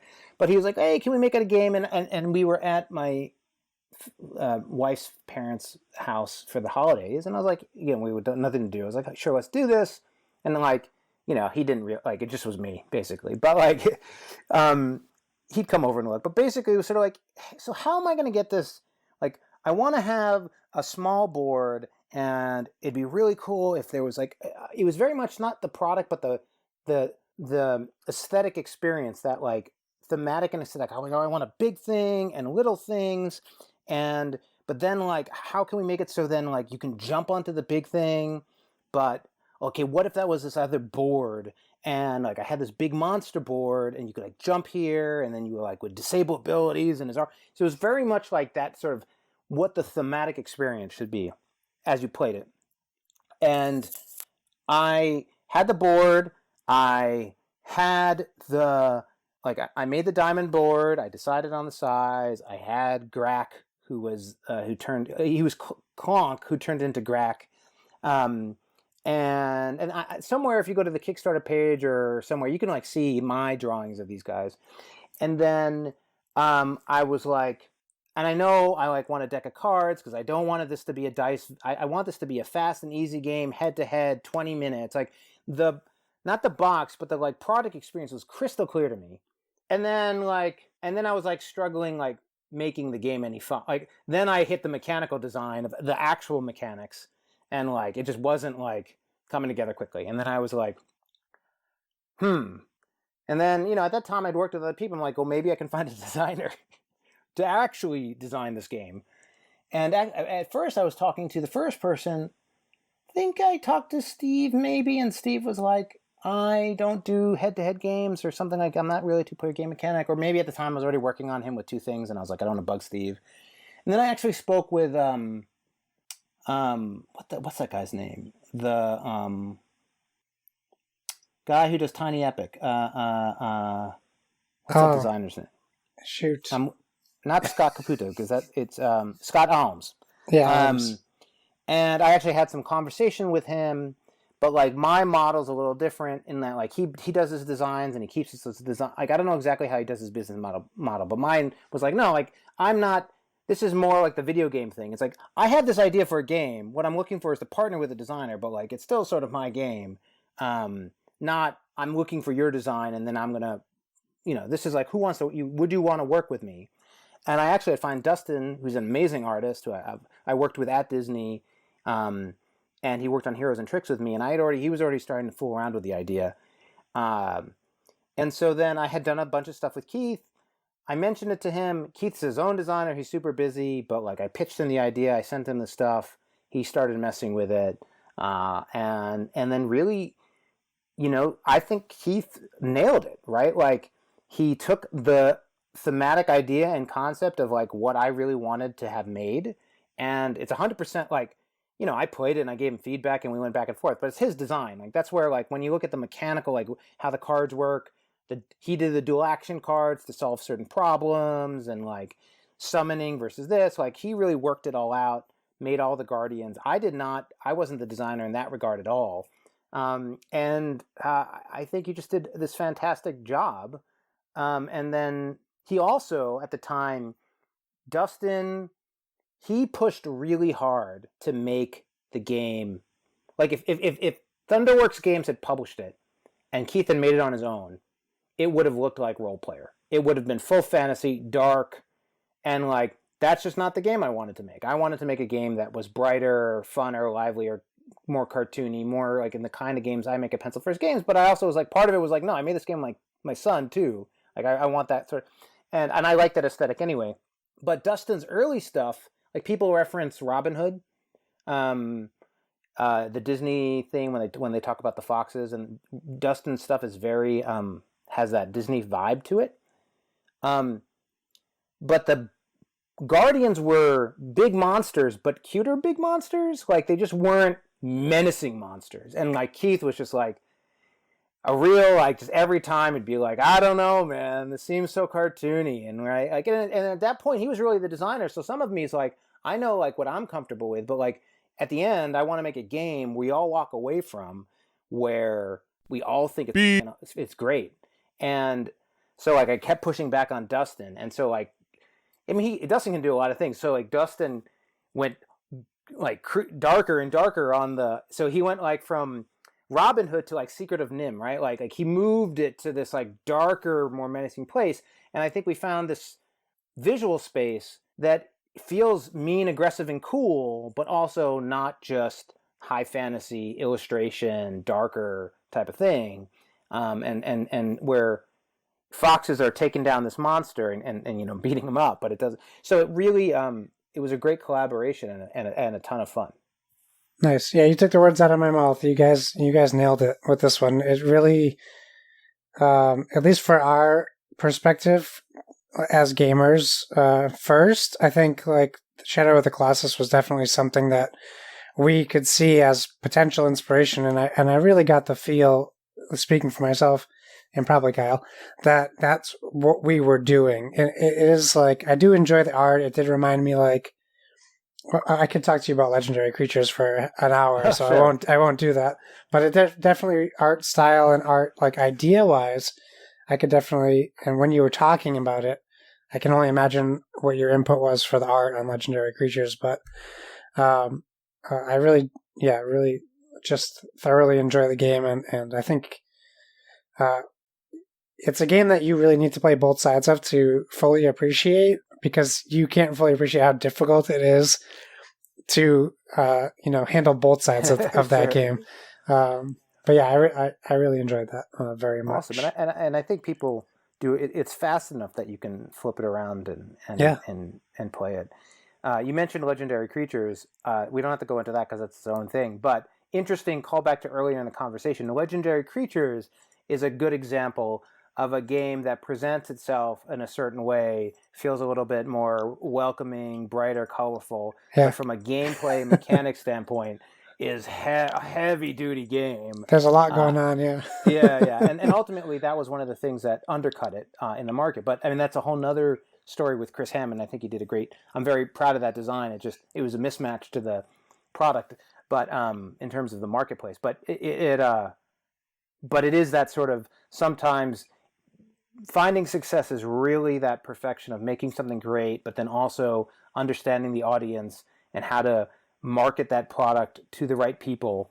And I think Legendary Creatures struggled a little bit. I still think it's a game that everyone should play. I still stick by that. All right, Kyle, why don't you round it up? Yeah. Yeah, so we definitely want to give you the opportunity to talk about kind of what's coming up, what's next for Pencil First, and just, everything gaming-wise. And just to kind of build off that, the one question first I have, if you wouldn't mind answering, and then kind of going into talking about whatever you want to for what's next. Obviously, we've heard, Mall Peak has been announced. Why go with a, standalone expansion rather than just, Skulk Hollow seems like the perfect game to, release a deck of new creatures here, a deck of new creatures here. Here's one big new monster. Here's one big new monster. Why go through the full quote unquote big box standalone expansion rather than doing those individual ones? And then if you want to talk about everything that's coming up and things we should keep our eye out for. That's a great question. And I think in other times, in other ways, perhaps would have taken it differently. And I think there was an opportunity to take it differently. I mean, I think there's a couple different factors. One factor was just in delivering the product at the level of execution we did, and I mean in terms of the product production, the box, the insert, the container. Like, one, there's no room in that box. Yeah, that insert is great, by the way. That insert is really good. Really, like, it's a self-contained experience, and to do anything would have had to have been a separate container. So it was always going to be an expansion or something. So it would have, it's not just like throw another little Guardian in the box. I mean, I guess I could have done another insert. So there was that piece of it. The other piece of it, to some degree, too, has to do with, Kickstart. Like, Pencil First Games has continued to sustain itself, and allows me to group with people and make new games. But it's not in a position where it can, like, publish games without Kickstarters, right? Like, it's not like sitting on so much cash that it's going to be like, oh no, let's just go direct to retail with XYZ.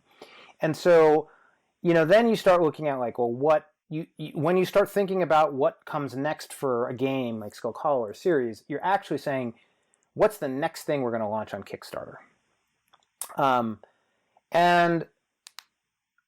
But at the same time, when we were thinking about it, it was actually always in my mind's eye, the idea that, like, you would have, like, this biome, these creatures, these things, and then we'd want to do something that was like a different biome and not Foxen, but another race and a different set of Guardians.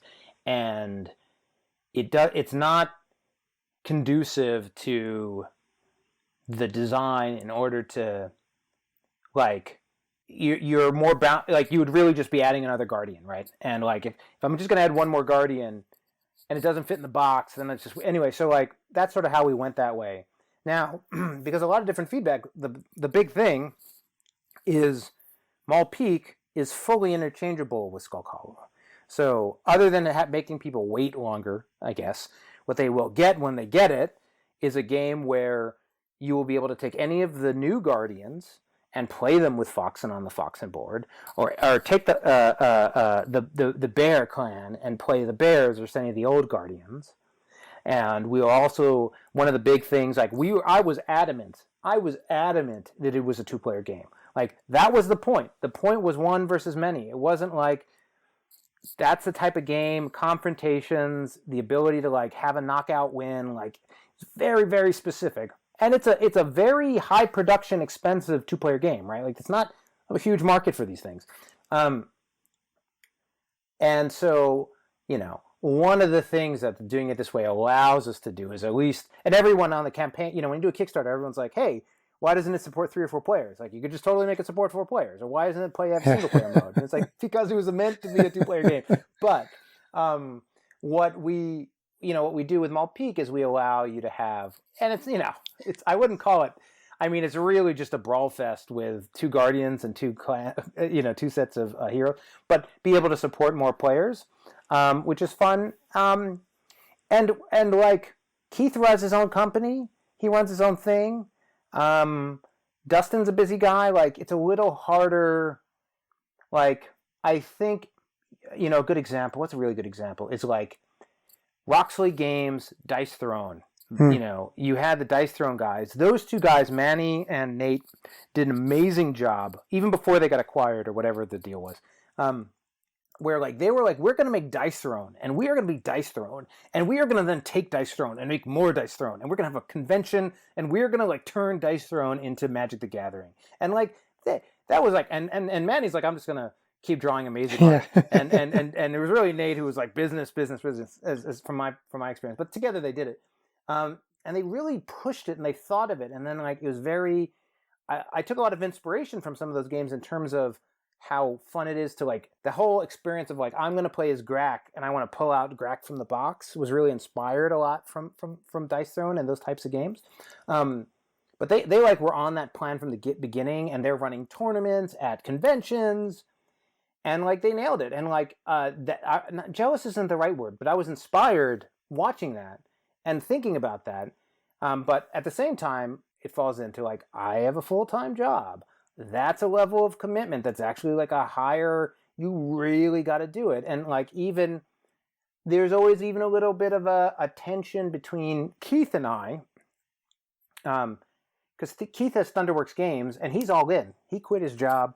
He is full time, and he's able to. And he lives in Wisconsin. I live in California. Like, he is able to, really be all in. He goes to conventions. He's built a convention team. He has like 8 people. They're running, and like, he's like, here's my schedule of the 70 different events I'm doing at Gen Con. What are you doing? And I'm like, I got 6 hours of Skulk Hollow. So long story short, there is just some of it's a little bit of like, my stuff is much more slow burn. It's much more like, oh yeah, Keith's working on this. He's got 1,000 other things. He'll get something done as he goes, and Dustin will make some progress, and at some point we'll get it done. So anyway, like, but there is a version of this game that could have been the one you described, and it's for another dimension, I think. So what do we have to look forward to from Pencil First this year? Because Mall Peak is 2021 is the plan, right? Yes. So what do you have to look forward to this year? Well, the 100 Tori, which is a flippin' fantastic game by Scott Caputo, opportunity to work with Vincent Dutrait, which is like a dream for me because he's such an amazing artist, which is its own story we'll skip, but went into distribution and was launching to retail 3/31 on Tuesday. Turns out, though, that a bunch of warehouses are closed and no one's able to ship any products. So I don't know. I'm super like bummed about it because like basically what happens is there's all these games on hold now, and you at some point, which is not tomorrow, which is not in a week, which is not in 2 weeks, in 1 to 2 months, everything's going to come back online. But then there's going to be 100 titles that all got launched at once. Yeah. And I don't have the ability. So the 100 Tori is going to exist, and I think is worth your time. But, I will note, it is available at shop.pencilfirstgames.com. It's not, it's not at a discount, but it is available. If you're willing to pay for shipping, it is, you can get it. But otherwise, that game is coming out whenever this thing blows over. And then I did a Liftoff reprint solo mode expansion for the original game. It's the expanded deluxe edition. That'll hit retail, September, October. And then, so those are like in stores, like you'll be able to buy it if you want on the Kickstarter side of things. And then for Kickstarter, have some things. We have the Whatnot Cabinet, which is the next game from Steve Finn, Beth Sobel, myself, with single player design by Keith Mateka. Probably the last title we're going to be doing is that group of people, but we'll see. It's ready to go, but on hold until after the stuff blows over. But that Kickstarter will come some point, May, June-ish, maybe. Then after that, we'll have a very small Kickstarter for Herbaceous Pocket, which is Herbaceous, but like mini cards, like mini Euro cards. And I don't know if that'll go to retail or not. It's just sort of like something I thought would be cool, and see if other people, that's going to be like a pretty low volume Kickstarter, but I'm excited about it. And the last thing we've been talking about is Mall Peak. And so, we're tracking for October-ish, I believe. Sort of the 2 years since the previous Kickstarter. We've released a print and play for Blight, which is the spider guardian, ice spider, and you can download that right now and play Skulk Hollow with it. Nice. It's an expansion right there for you. You can just check it out and download it. Later this month, early next month, we'll release the next Wrath and Fury, which is a guardian. That's a guardian, but she also has a hound, a three-headed frost hound, and so like where it's the first time the guardian player has 2 units that are like attacking and taking things out. And then we'll continue to do these sort of printed plays because like trying to do our best. It's hard enough to balance this stuff, but like bears don't work anything like Foxen. So getting the extra plays on Foxen and feedback for people will help us catch corner cases and stuff. And that'll be late October. So that's the plan. I think dates are questionable. Like everything's interesting right now. But those are the things, right? And just excited to still be able to make these things and hopefully have an opportunity to bring them out and get them to the market. Nice. I can say I played the prototype of the Whatnot cabinet, and it's an excellent game. So I am eagerly awaiting that release. Oh, awesome. Maybe at PAX or one of those Yeah, things? we played it at PAX Unplugged. He didn't have a name yet. I think he said he wanted to call it Curio Cabinet, but then Curio, the board game, came out, so that might have helped him change the name. I don't know at the time, but yeah, we played it at PAX Unplugged with the folks from Gameosity. We met up and played. Oh, awesome. Yeah, and actually, that's you probably played it pretty close to the end version. It's sort of been on not a hiatus isn't the right way, but like we were just about to get copies for reviewers and stuff. Like we were finishing art, and we had the art, and then basically it was going to be herbaceous sized, and then like it became abundantly clear. Like I'm pretty good at boxes, but like it just didn't fit. Like it just was like a brick sandwich, and then like you wouldn't ever be able to like get anything, and like even Tori, like I did a lot of jigsaw to get that together. So I was like, we got to make it the herbaceous sprout size box. So then we sort of retooled it a little bit, but really nice combination of set collection with a little bit of a King Domino action selection feel to it. I mean, I think it's a great game. I really enjoyed it. Well, thank you so very, very much. You've been very generous with your time tonight. We really appreciate it. I did just want to ask one final question, because I noticed you did a video earlier this week talking about, because of the tough times and the odd times we're in right now, you're doing a bit of a game design contest. Is that true? Yeah, you want to tell us about that? The Stuck at Home contest. And essentially, the idea was, a bunch of people are stuck at home. I was thinking that maybe this was when people were going to start doing some new designs, and I sort of wanted to promote people to do that. And essentially, you can see it on Gaming with Edo. You can see the YouTube channel, and you can see the video you mentioned, or Gaming with Edo on Facebook. You can see the little rule set. But basically, online competition for a print and play, single-player game, two-player game, four-player game, 3 categories, and limit of a page or 2 on rules. Can't be that long. Try to be about going outside or something fun and lively, not like depressing or really like this. It's pretty loose, but it has a couple requirements. I just don't want to like. Anyway, a couple. I got to play these games, but basically, and you have to be willing to let other people play it, because part of it is like, let's get print and plays out there for people at home. But I decided to do 3 first place prizes, 1 per category for $250, and then I got like 5 other $50 categories for like whatever game I feel like deserves $50. And I'm gonna have a submission form on the 15th, and then I'll probably close it out the end of April. So idea is spend the next few weeks coming up with your designs. Has to be a print and play in whatever category, and then we'll play a bunch of games and figure out some winners, and hopefully. And the other big thing, I think, a lot of these design contests usually have like a not all of them, but some of them are like get for consideration to be published thing. I'm not really doing that because Pencil First Games is busy, but also because it's much more about getting people interested than it is like, boy, I really need the next great game.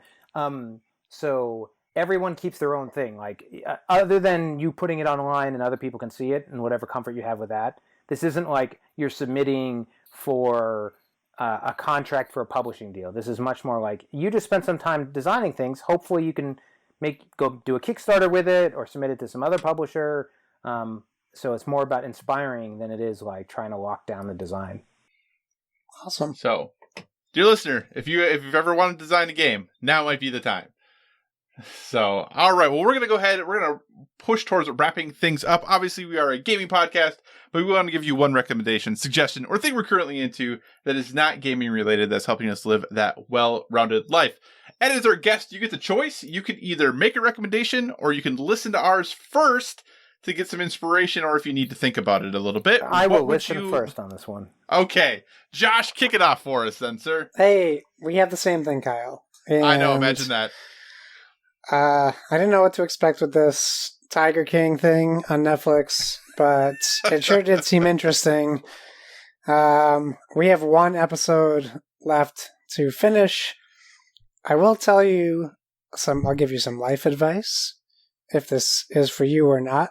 We did watch the first 2 episodes. In the 3rd and 4th episode, we'll just say where I was in the enhanced mood while I was watching it, and this is not the show to be watching in any state of enhancement or dehancement. This show is so crazy. I shouldn't call it a show. It's a documentary. But there was a point I didn't think it was a documentary anymore, and I started freaking out because I was like, wait, are these people just really good actors and Netflix has tricked me to thinking that this is a real documentary? Because that's how crazy the story is. Take the pharmacist times 10. It's not even... The pharmacist doesn't hold a candle to the wind to this thing. I can't imagine where this final episode's going to take me, but I'm not prepared. But it's definitely a must-watch. Yeah, my recommendation is also Tiger King. Not surprising, the documentary person is all about it. It is a long docuseries, though. I mean, you figure each episode is pushing an hour, and there's, 7 episodes? Yeah, 6 it's episodes. crazy. So it's a long time, and it never really slows down. So, yeah, it's interesting. It's got a lot of ups and downs, twists and turns. Obviously, I think this is a documentary that definitely has a perspective that it's specifically trying to share. I don't know how, fully accurate everything necessarily is, but it is a ride nonetheless. So if you are holding out, not watching it just because, for the, I don't want to watch it because everyone else is watching it, that's fine. But it's definitely, I think, worth a watch because there are going to be things that you will see that you never thought you'd see in your entire life. Yeah. So that is Tiger King on Netflix. And with us talking about that, do you have any recommendations for our listeners? So I've seen the first episode of Tiger King. Okay. And was reasonably entranced, and then I was like, wait, how long is this? And then you click on the thing and you're like, there are 9 episodes. Yeah, it's long. It's very long. And so I don't know yet. My wife was like, I don't know if I want to do this. But anyway, so it's certainly enthralling. I guess in the spirit of Netflix, so this is absurdly vulgar. Like it's like all the way over, like on vulgarity. So like it's not soft at all. But if you haven't seen, or like if you're an adult who has a good sense of humor and doesn't mind a lot of vulgarity and a lot of sexual everything, Big Mouth on Netflix is amazing.